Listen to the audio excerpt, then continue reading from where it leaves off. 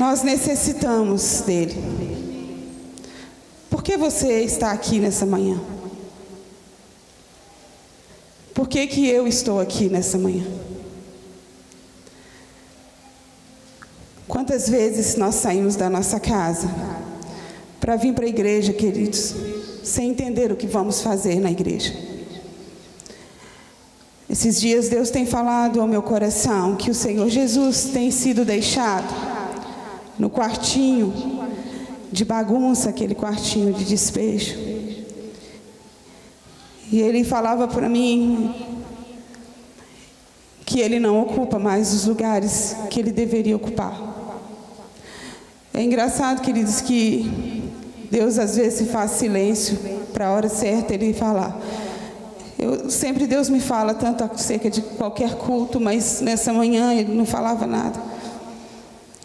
Até agora Ele dizer: eu quero renovar a igreja, eu quero renovar os meus filhos. Como a Marciele falou, Deus Ele não te cobra, Ele não te condena, quem te condena é o diabo. Deus Ele te chama com tanto amor para você comungar com Ele. E queridos, a igreja hoje ela perdeu o alvo, porque o nosso alvo é o Senhor. Jesus não é mais o centro. A gente vê tantos shows onde o principal convidado não é honrado. Nós vemos que na nossa casa, o lugar mais importante da nossa casa, que deveria ser ocupado por Ele, você procura e não acha, porque Ele está lá no quartinho da bagunça. Aquelas coisas que a gente usa de vez em quando. Aí quando você precisa daquele aspirador de pó, alguma coisa, está lá. Você vai lá e busca, e é assim que nós temos feito com o Senhor Jesus. Aquele que deu a vida por nós. Tudo que você desejar na terra, você conquista, sabia disso? Com o seu esforço, com o seu trabalho, você conquista. Se você sonhar com um grande emprego, você pode ter o seu emprego. Se você sonhar com um carro do ano, você pode ter um carro. Mas a eternidade, queridos, não se compra com dinheiro. A moeda para a eternidade é ser lavado no sangue do Cordeiro. O fogo consumidor, ele vem para consumir toda a maldade que está instalada dentro de nós. E sabe o que acontece? Nós permitimos sementes malignas cair no nosso coração. E eu quero dizer para vocês, não era isso que eu ia falar.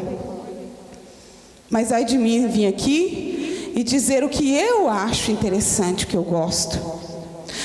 Poderia vir aqui e dizer tantas coisas para vocês que eu gostaria de dizer.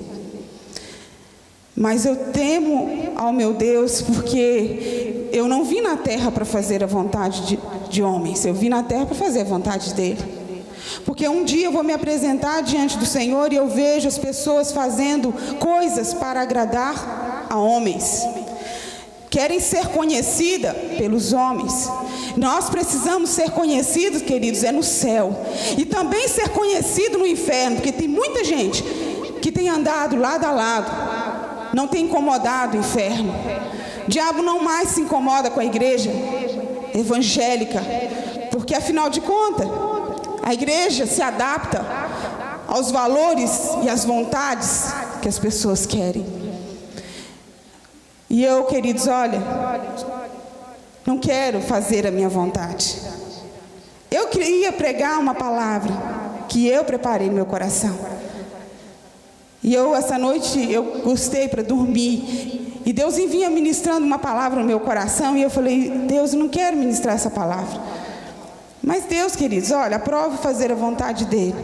E que vocês recebam a palavra do Senhor. Porque essa não é a minha palavra. Não é a palavra de quem está aqui diante de vocês, porque eu sou como vocês. Antes dessa palavra vir para vocês, ela passa dentro de mim, ela precisa encontrar em mim transformação. E é um tempo, queridos, que nós temos que parar de ser juízes. As pessoas julgam até a Bíblia. Fulano, Davi, fez isso e isso, olha o que ele colheu. As pessoas estão julgando até os da Bíblia. A Bíblia foi escrita para que eu e você usufruísse da palavra do Senhor, mas não fazer-se lugar de juiz. Nem eu nem você somos juiz na terra.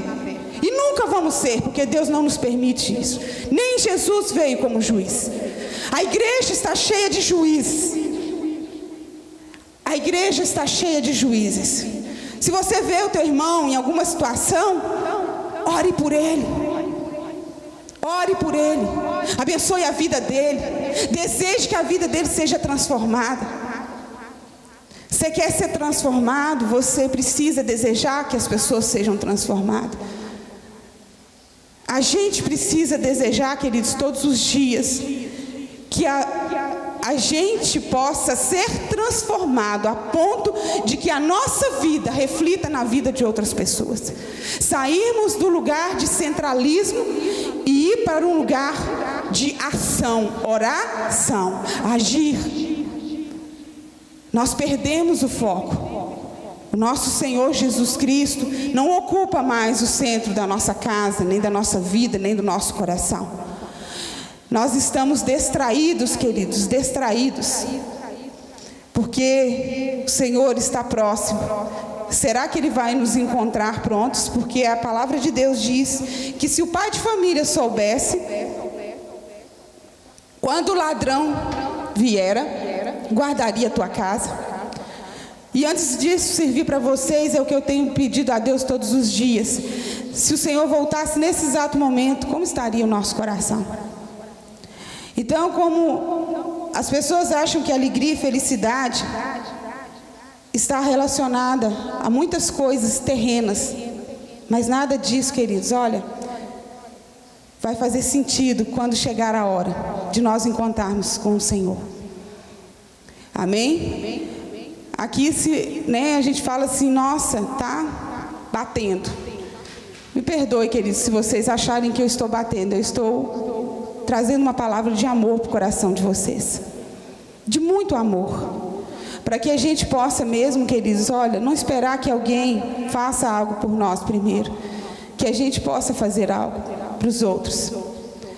Porque era isso que Jesus fazia, é isso que alegra o coração de Jesus. Você já perguntou para Ele o que alegra o coração dele? Será que a gente tem feito Jesus sorrir? Porque se você pensa que Jesus vai sorrir só quando você vai para o lugar de oração, isso é muitíssimo importante. Quando você lê a Bíblia, isso é muitíssimo importante. Quando você se abstém dos manjares dessa vida, para honrar Ele também, isso é muito importante. Mas sabe o que faz Jesus sorrir? Quando você sai do lugar de juiz e se coloca no lugar daquela pessoa. Das pessoas que às vezes, queridos, nós falamos tantas coisas acerca delas e falamos tão pouco de nós para Deus. Então nós precisamos reverter os nossos pensamentos, os nossos achismos, né? Nós achamos tantas coisas. É como eu falei ontem na nossa reunião, eu falei assim, olha, como eu gostaria de pintar a igreja de rosa com umas bolinhas verdes, né? Colocasse um monte de laço lá, mas a igreja não é nossa, ela é do Senhor. Eu não posso fazer o que eu acho interessante e nem o que eu quero, é o que o Senhor acha que é importante. Então, queridos, viver para nós mesmos. E a igreja hoje está debaixo também de um jugo de condenação.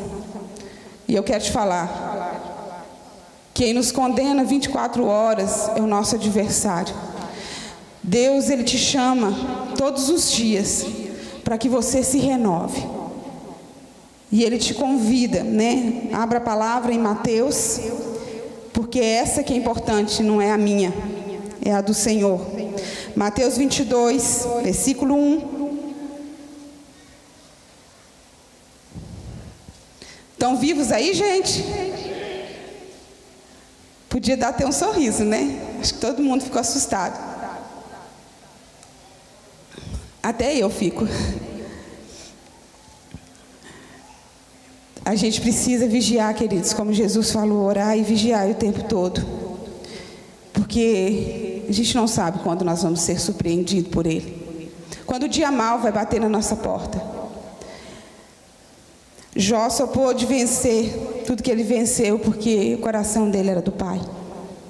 Amém? Versículo 1 diz assim, a palavra do bom Deus, vinda da boca do nosso Salvador Jesus Cristo. De novo entrou Jesus a falar por parábolas, dizendo-lhe: o reino dos céus é semelhante a um rei que celebrou as bodas do seu filho. Deixa aberto, eu só quero fazer uma colocação aqui. Queridos, aqui diz que o rei manda fazer um banquete para o seu filho. Vamos trazer para a nossa vida cotidiana hoje. A Grazi deseja fazer a festa para o filho dela. Amém? E é uma festa. A boda simboliza celebrar, comungar, honrar. E aí ela quer celebrar com o filho dela. E aí ela faz toda uma preparação. Ela convida, faz uma lista de convidados, chama alguém para organizar aquela festa. E no coração dela, ela já tem um valor estimado para ser investido naquela festa. No coração dela, ela já tem aquelas pessoas que ela gosta, que ela ama, que ela quer ver ali. E aqui, Jesus, falando por parábolas, ele estava fazendo uma comparação do reino dos céus. E aí ele diz que o reino do Senhor é comparado a isso. E aí aquele rei, no versículo 4, diz assim: enviou ainda outros servos. Aliás, no 3, então enviou os seus servos a chamar os convidados para as bodas, mas estes não quiseram vir. Enviou ainda outros servos, com esta ordem: dizei aos convidados: eis que já preparei o meu banquete. Os meus bois já foram abatidos e tudo está pronto. Vinde para a comunhão, para a festa. Sabe para quem foi feito isso? Para quem foi feito isso? Ele estava falando para aquele povo ali: essa festa foi feita para mim e para você. Aquele convite estava endereçado a você, Patrícia. Aquele convite estava endereçado ao José, a Maria, ao João. Estava endereçado a cada um que o Senhor desejava que estivesse ali. E ali, queridos, a palavra do Senhor diz: eles, porém, não se importaram, e se foram, um para o seu campo, outro para o seu negócio. Sabe o que acontece? A gente não está entendendo o que nós estamos fazendo na terra. Nós recebemos um convite, mas, queridos, nós estamos preocupados com os convites dados pelos homens. E eu quero te dizer uma coisa, não é para te desapontar, mas você pode ter muitos amigos, até um amigo mais chegado, mas no dia da sua adversidade, se ele está ocupando o quartinho da bagunça, você terá que ir lá, porque só ele você vai encontrar. Porque no dia da nossa adversidade, queridos, no dia mau da nossa vida, há momentos na nossa vida que nenhum amigo vai estar ali para te socorrer. Vai haver momentos na minha vida e na sua vida que somente uma palavra, minha e sua, vai trazer o principal convidado. E ele não está na alma porque ele não senta no sofá da sala. Sabia disso? Mesmo que ele está ocupando o quartinho, quando você o convida, esse amor é tão grande que ele sai depressa e vem para você, e não vai jogar na sua cara que você deixou ele lá por muito tempo. Mas ele está ali, pegando na sua mão e dizendo: agora nós vamos sentar no sofá da sala, e nós dois vamos caminhar juntos. E é isso que nós estamos precisando, queridos. Caminhar junto com o único e poderoso, que é digno de toda a minha honra, de toda a minha glória, de toda a adoração. O único que deve ocupar o principal lugar. Sabe por que as pessoas estão muito decepcionadas? Porque estão esperando que alguém faça algo. E eu vou dizer para vocês, nessa geração, essa geração, já teve outras, mas nessa geração, você precisa aprender a ter intimidade com o Senhor. Você precisa receber esse convite e ir correndo e dizer: eu estou aqui. Eu estou deixando tudo. Eu tinha um compromisso. Eu tinha isso para fazer, eu tinha aquilo, mas estar neste lugar, vir nesta boda, para mim é muito mais importante. E eu estou aqui. Imagina o rosto do rei. E no versículo 6 ele diz assim: e outros, agarrando os servos, os mataram.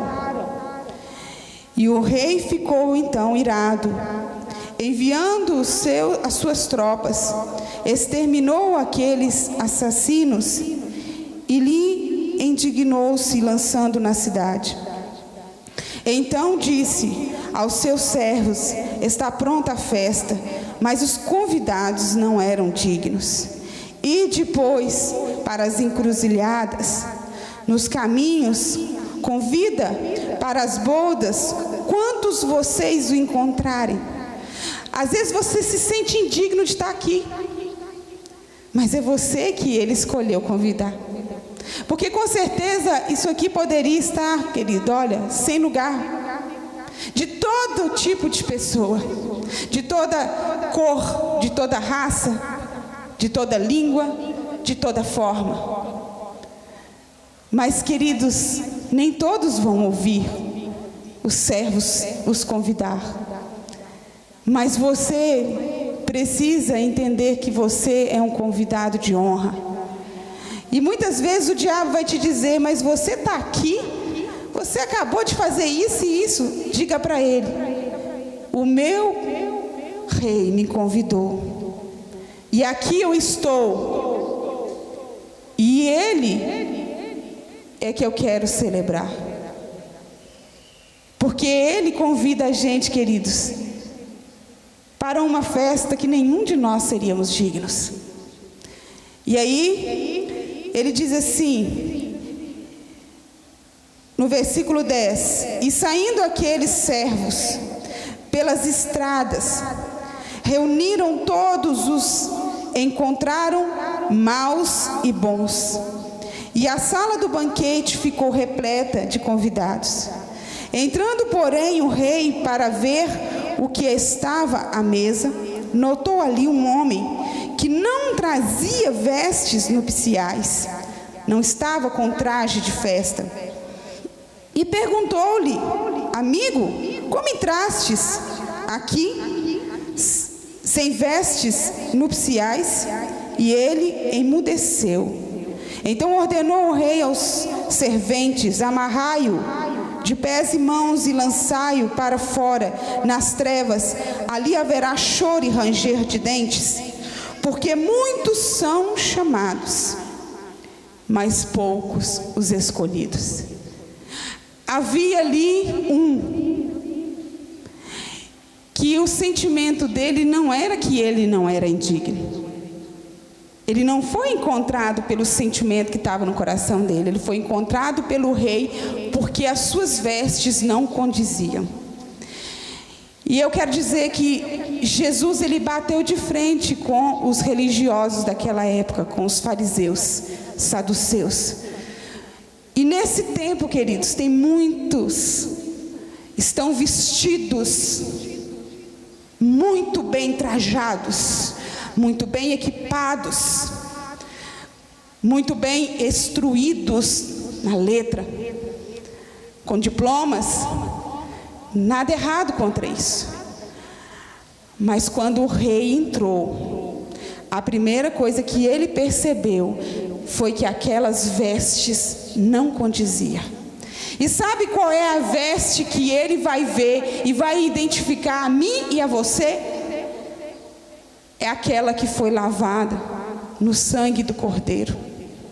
É essa que ele vai procurar, porque o seu pecado pode ser sujo como uma lama, mas quando o sangue de Jesus te purifica, tuas vestes ficam brancas como a neve.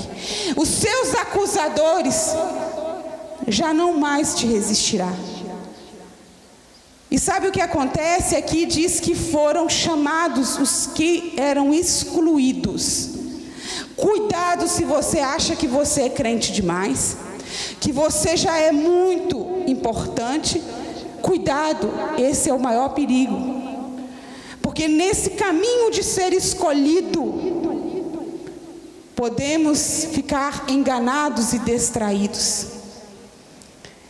Deixe o Senhor te achar do jeito que você está e deixe Ele cuidar de você.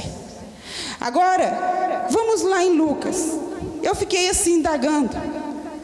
Lucas e Mateus escrevem acerca da mesma parábola, mas cada um faz uma colocação diferente.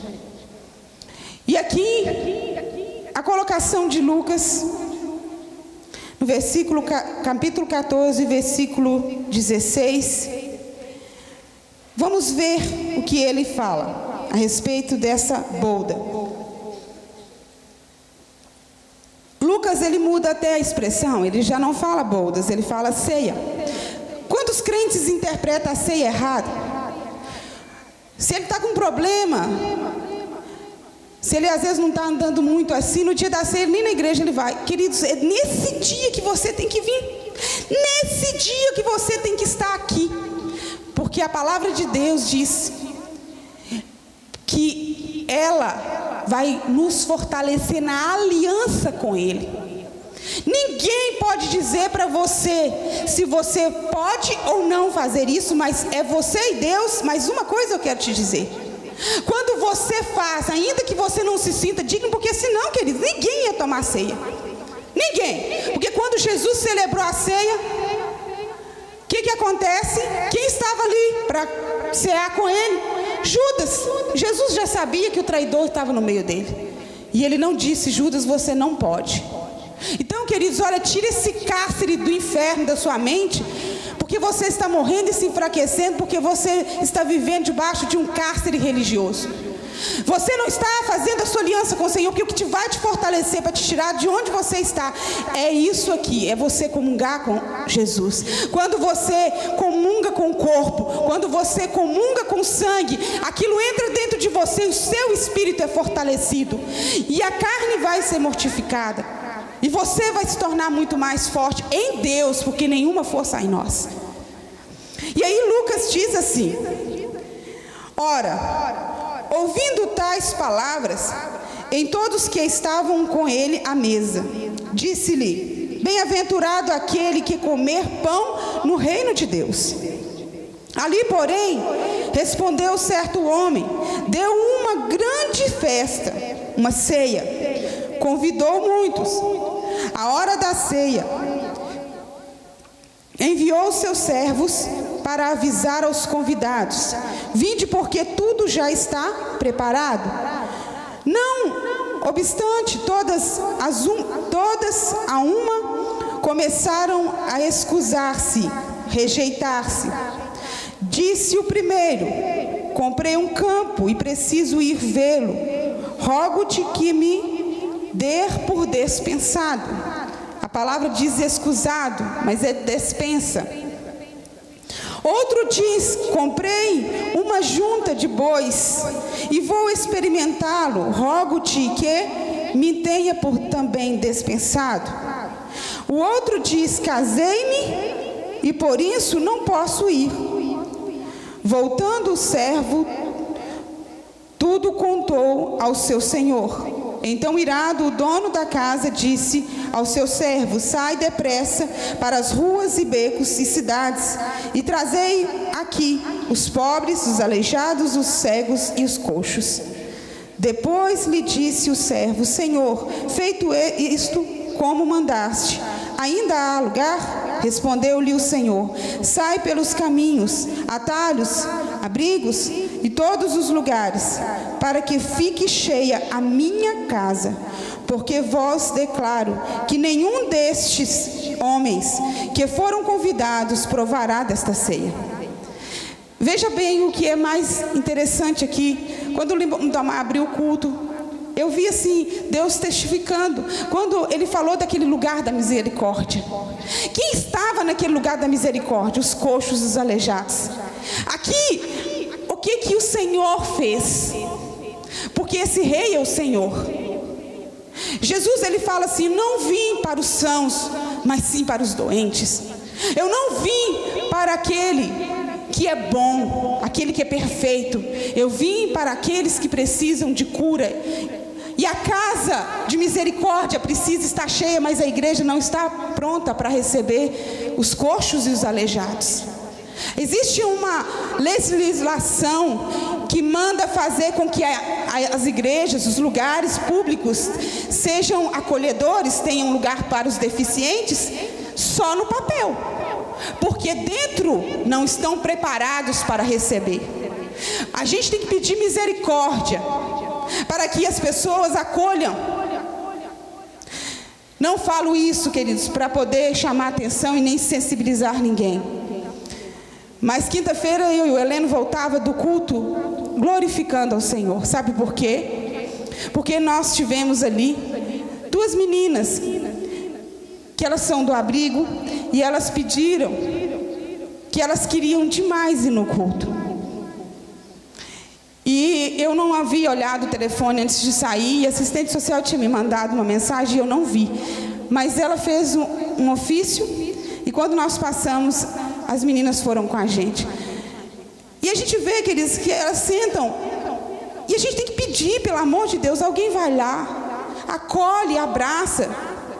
A pessoa, queridos, ela quer sentir-se naquele lugar, mas foi isso que Jesus fez. Ele mandou os servos dele procurar aquele que você não convidaria para sentar na sua mesa.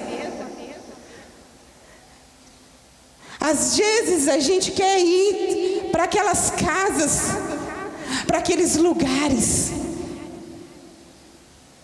Mas, queridos, aproxime daqueles que não podem te oferecer nada. Porque são essas pessoas que vão estar com você quando você precisar. Porque sabe o que acontece com essas pessoas? Elas têm gratidão.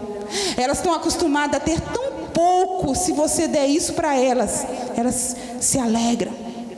Mas a igreja está tão acostumada a ter tudo e tão muito, que ela, quando se dá alguma coisa, ainda é muito pouco. A gente precisa, queridos, reaver os nossos valores. Quando se fala de oração, ore mesmo, busque intimidade com o Senhor, mas tenha também ações. Tenha ações, vá aonde muitos não estão indo. Se importe com o seu próximo, porque olha, é isso que vai levar na sua bagagem quando você encontrar com ele. Mas aqui, aqueles que foram convidados, os convidados, o José, aquele José, querido, se tiver algum José aqui, ó, só estou tipificando, por favor. Aquele José, ele tinha comprado um campo, um sítio, uma fazenda. E ele disse assim: olha, eu não posso, porque fala de material. Eu vou lá curtir o que eu tenho, o que eu conquistei com a força do meu braço. Eu mereço esse descanso. Então eu vou lá. Então assim, diz para ele que essa data eu não posso ir. Então, dia 30 de dezembro eu não posso ir. E aquele servo volta. para encontrar com seu Senhor. E disse: olha, ele não quis vir. Então vai de novo. E aí ele vai, encontra com a Maria, a Lúcia, não sei. E diz para ela: olha, aqui está o convite da boda do meu rei. Ele vai celebrar com o filho dele. E ele faz muita questão que você esteja lá. E ela diz assim: olha, mas exatamente nessa data, dia 30/12 de 2017, não posso ir. Sabe por quê? Eu comprei uma junta de bois. Vamos trazer para os dias de hoje. Eu comprei algo que eu não posso deixar de fazer o que eu tenho que fazer nessa data. Ele não vai insistir. E aquele servo volta e diz para o seu senhor: mais um não quis estar aqui. Agora, imagina se fosse você preparando. Você comprou tantas coisas, preparou algo para aquelas pessoas. É como um casamento, né? Quando a pessoa prepara o casamento, ela faz os convites e ela prepara toda a parte cerimonial. Ali o desejo dela de ver cada pessoa que ela convidou. E no coração daquela noiva, quando ela está se preparando, ela pensa: será que fulano vai estar ali? E quando ela vê o rostinho de cada pessoa, ela se alegra. O casal se alegra. E aí, o terceiro convidado, quando o convite chega na mão dele, ele diz assim: não posso porque eu acabei de casar. Sabe o que essa parte do casamento simboliza, querido? Simboliza relacionamentos. Não é só a questão casamento. Não é só porque você casou ou deixou de casar. A palavra casamento é relacionamento. Significa um campo de relacionamento, de amizade, de trabalho, de família. Então a gente às vezes está tão se relacionando tanto com o mundo lá fora, que aí, queridos, o compromisso lá fora é mais importante do que a festa que foi preparada para nós. Então eu quero que vocês pensem comigo nessa manhã. O convite foi endereçado ao seu nome. Cada um que sabe o seu nome. Então eu queria que você pensasse: será que eu estou recebendo esse convite?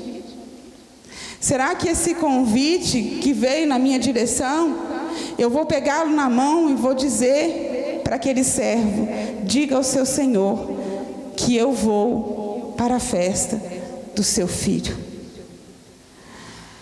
Todas as coisas que eu e você preocupamos aqui na terra são coisas terrenas e materiais. O nosso relacionamento com Deus é o mais importante, porque isso é que vai para a vida eterna. E esse tempo, queridos, nunca se viu tanta distração para que você não se ocupe com aquilo que é importante, para que você não gaste tempo com aquilo que é importante. A igreja, né, não é o local, mas as pessoas, elas estão relacionando muito mais com o mundo do que com a própria igreja. E isso, queridos, é muito sério, porque se o banquete foi preparado, se o Cordeiro está esperando para celebrar conosco, significa que eu e você precisamos nos preparar. E o que a gente faz? Como Mateus falou do traje, eu e você precisamos nos lavar nesse sangue de Cristo, purificar as nossas vestes, nos arrepender, porque quando João Batista saiu pelo deserto pregando, ele disse: arrependei-vos que é chegado o reino de Deus. A igreja não se arrepende mais. A gente se tornou tão mecânico, queridos, que a gente sai para ir para a igreja sem a motivação real, sem o entender real. Sabe por que a gente vê tanta coisa errada na igreja? Que a nossa motivação é de olhar uns para os outros, para as debilidades uns dos outros, e não olhar para dentro da gente, não olhar para dentro de nós e pedir que o Senhor venha nos purificar e nos lavar. Então, nada de errado você fazer o que você tem que fazer, porque a palavra de Deus diz que quando ele voltar, um vai estar no campo trabalhando, outro vai estar dormindo. Nada de errado, queridos. Olha, estude. Eu falo que às vezes as pessoas estão muito preguiçosas, porque tudo que é bom dá trabalho. As pessoas não querem ter trabalho de estudar. As pessoas não querem ter trabalho de se esforçar. Trabalhe mesmo. Trabalho é bom, porque quando o homem pecou, Deus mandou ele trabalhar. Porque uma mente desocupada vira uma oficina do diabo. Então trabalhar é bom, estudar é bom, ter amigos é bom, se relacionar é bom, mas faça isso com diligência.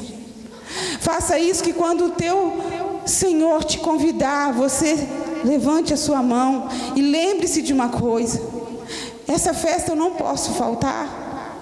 Nessa festa eu não posso faltar, porque você é o principal convidado. A casa foi feita para você, mas será que a gente está pegando esse convite e reservando esse momento para o Cordeiro?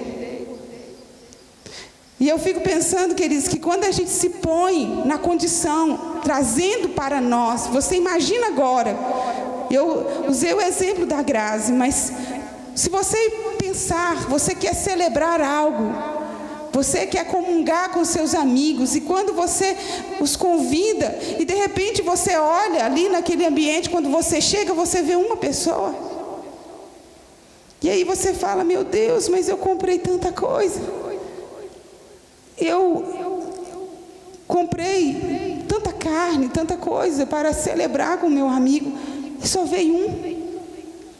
E é assim mesmo que Jesus estava tentando falar para nós.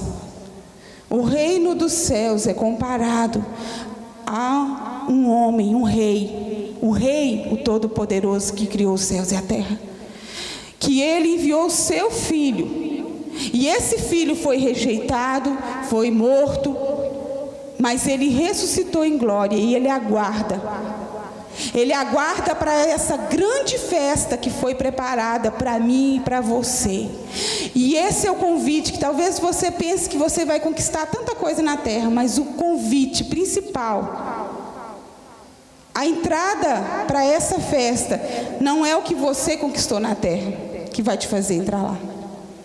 A entrada principal ali, a única coisa que você precisa é de ter sido lavado na entrada, e as tuas vestes, queridos, foram trocadas.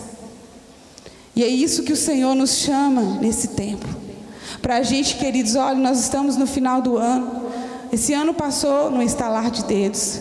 Você já parou para pensar? O que tem valor para você? O que você está valorizando? O que você está preparando para a sua descendência? O que você está preparando para a próxima geração?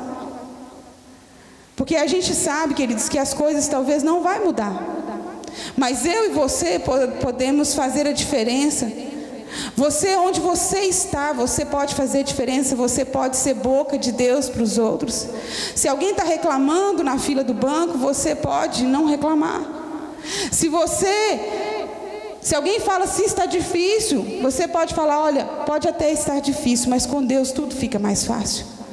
A gente pode transformar a vida das pessoas, se a gente assim acreditar. O problema é que nós não acreditamos em arrependimento, nós não acreditamos que as pessoas podem mudar, nós não acreditamos que elas podem ser transformadas. Nós não transformamos ninguém, pastor não muda ninguém, igreja não muda ninguém, mas o Cordeiro, com seu sangue, ele transforma, como ele veio para transformar aquele paralítico, como ele pode levantar o que não anda, ele pode fortalecer o que está excluído, se sentindo amargurado, desprezado. Ele pode trazer aquele que está dormindo, sacudir ele, acordar ele: filho, acorde, você está dormindo. O que é que faz as pessoas dormir, queridos? Conforto. Nossa, minha vida está tão boa, significa que está tudo muito bem. Cuidado. O ser humano, queridos, adora um conforto. Isso é a inclinação desde o Éden. Ele gosta de um conforto. Quando o negócio fica apertado, ele quer voltar para trás e se esconder. Quantas pessoas, né, já vi tantos pregadores falar, criticar Elias, né? Porque Elias foi para a caverna. Se você estivesse no lugar dele, você não ia para a caverna. Você ia se desviar mesmo, literalmente. É muito fácil, queridos, a gente julgar os homens, as mulheres da Bíblia, ou até as pessoas à nossa volta, mas vai viver o que a pessoa está vivendo. E aí, sairmos deste lugar de julgamento e tentar, queridos, olha, trazer à memória aquilo que nos dá esperança. E eu quero que vocês pensem que o principal da tua vida é Jesus.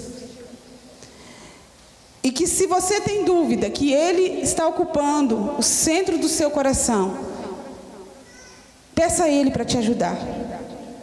Ninguém se apaixona por Jesus, queridos, na primeira vez que olha para Ele, porque a palavra de Deus diz que nenhuma formosura havia nele.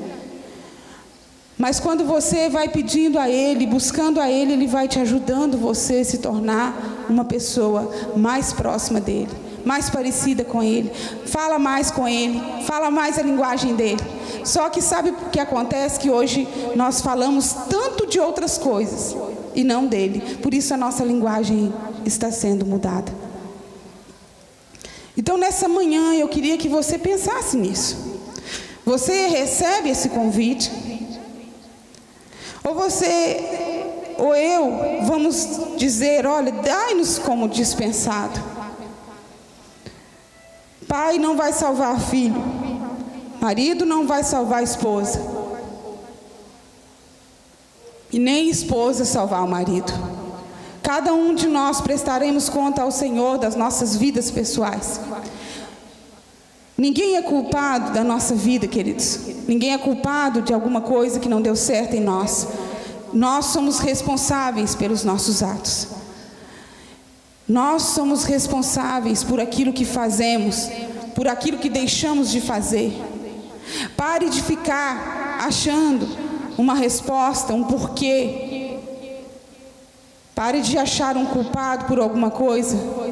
Olha, eu ia ser promovido, mas o Igor foi promovido no meu lugar. Se alegre com ele. Porque a Bíblia diz, como a Camila falou aqui, ela não fez força nenhuma, mas o que é da gente, queridos. Ninguém vai colher no lugar da gente.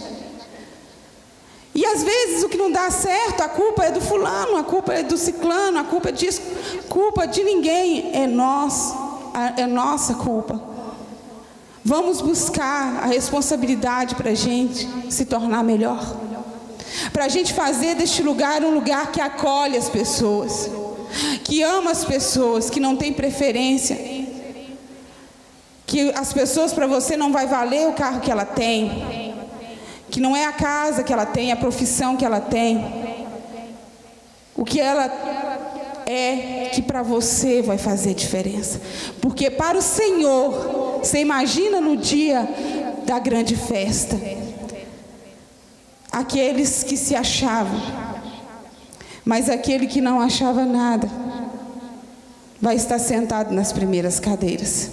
A Bíblia diz que nós devemos ser conhecidos por Deus. E que muitos vão ficar porque o Senhor não o conhece. Será que o Senhor tem nos conhecido? Eu queria que você fechasse os seus olhos neste momento. A ceia do Senhor foi colocada diante de você. O que você tem feito com a sua vida? E tem vindo um acusador dizendo para você assim, olha, você passa por isso por causa disso, porque você nasceu assim, que você foi assim, que você não sei o quê. Eu quero dizer para você que pensa dessa forma. O Cordeiro deu a vida por ti, para que você fosse mais do que vencedor. Ele compartilha com você, Ele entende as suas aflições, afinal de contas, Ele morreu, Ele foi negado, Ele foi ferido, Ele foi injustiçado. E Ele foi executado da pior forma. Então Ele entende tudo que você está sentindo. Se você foi traído, Ele entende a sua dor. Se você foi decepcionado, Ele entende a sua dor. Se você está sendo deixado de lado, porque as pessoas não estão te vendo, mas Ele está te vendo. E Ele quer dizer para você: eu entendo tudo o que você está sentindo. Mas você precisa saber que Ele quer ouvir de você. Dizer para Ele o que você está sentindo, porque o acusador não tem te permitido falar para quem você deve falar, que é para Ele. Aquele que te entende, aquele que sabe o que você está passando. Pare de achar um culpado, que não importa de onde você veio, de onde você saiu, quem você é. O que importa é que você precisa encontrar-se no Senhor. E quando você encontrar a Ele, Ele vai te dar